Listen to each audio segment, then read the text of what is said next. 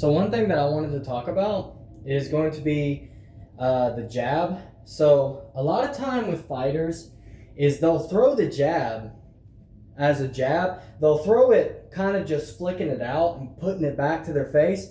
But a lot of time, if I'm throwing the jab cross, the head's not going to be there.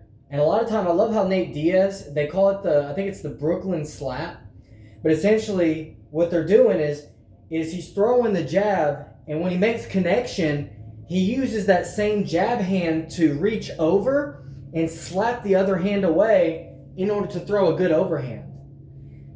And so if I slap your hand, bam, bam, bang, bang, I move your hand away from your face and throw mine. And even if I don't make connection, even if you block this, I'm coming in. I'm stepping inside where I can hit the body and across the head.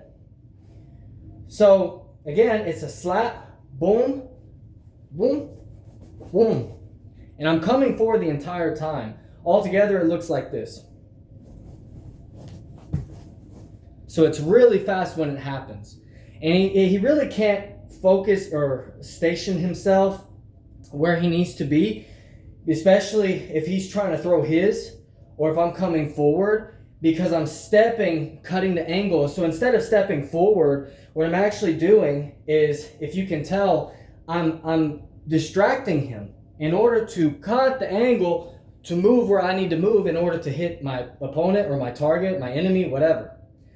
But it's a much safer way. And you can also, a lot of time, Bass Rutten talks about this, but a lot of time when we're touching the hands, we're playing this patty cake game, moving our body, touching the hands, playing the patty cake. If he throws a hook, boom, boom, and I'm putting the hand just like in front of my face to where I can throw mine, it's the same kind of motion, but what I'm doing is, as I'm coming around his neck, his head, to guide him into my uppercut or my hook.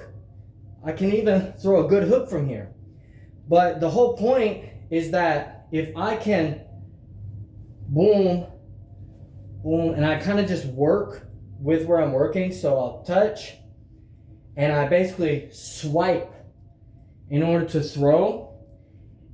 And then if I throw up or swipe to end up swiping here in order to throw my opposite side.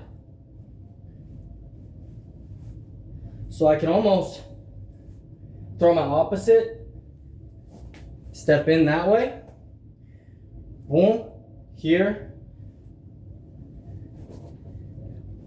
and then I can throw my opposite again, boom. As I come, I'm going to swipe this away to throw. I can swipe the other hand, because if I'm touching his hand, he's going to want to throw the other.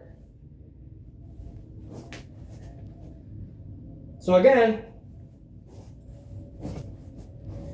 and I'm keeping myself very, very stationary because I'm moving both feet at the same time. A lot of boxers, they teach you boom, boom, boom, boom. But when I'm stepping this way, this foot becomes light. This leads me into a double leg. Because if he's coming up, guess what? This foot has no weight on it. Okay? I'm not stepping off this foot. I'm coming from this foot. And I'm stepping back with the front foot. Because if I go like this, guess what? My foot, it's off the ground. The moment it's off the ground and he kicks, I'm screwed. The moment I step this foot, or I take weight off this foot, and he goes for a single leg or a double leg, where I'm getting double legged this way.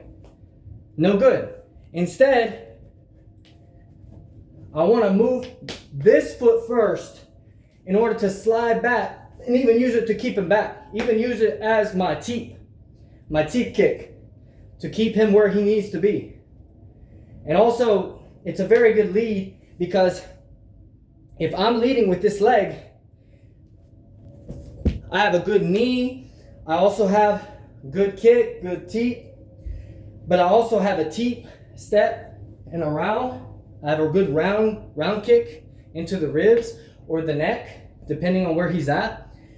But it kind of guides me if I can kick a low kick to the front leg. So if I'm an average person, the average person is going to be, left, a regular. They're going to be a regular stance. So the right foot back, but I'm a southpaw, so I always keep my left.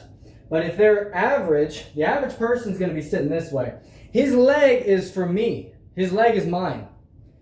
And so all I have to focus on is if I'm moving back, again, like this, with the front leg, boom, boom, both coming here. If I focus enough, I could actually time it. And instead, I can move this foot here on this leg to push myself forward, to open, to kick low, and to kick high. Every time I can time it. Because if he's stepping and he keeps coming forward and he's throwing punches, bah, bah, bah, all I have to think about is boom, boom, and then from there, boom, boom, boom, and then boom, like right up top. But it's very quick movement. I'm gonna step back so you can see. Kick up top. So I go his front leg, boom, boom, you kick, because if I kick this leg, this front leg, even if he blocks it, I'm kicking outside of the leg. I'm not gonna kick straight to the leg, because if he turns his foot out, I use a little part of my shin. No. I wanna wrap around his leg, because if he go this way, boom, he's still getting hit on the side. This right here, this tendon. I noticed, what's his name? Alex Pereira. Alex Pereira uses this a lot, but he doesn't wrap the foot enough. Boom, you wrap the foot, and then I can boom use that success of that foot to bring my hip to bounce it in order to hit him in the head. And even if that doesn't work, boom, boom, guess what? Boom, I have a good setup for a spinning back kick right to the stomach. And if it's to the stomach, I have a knee to the face, because it's going to guide him down. But yeah, I just wanted to show those things.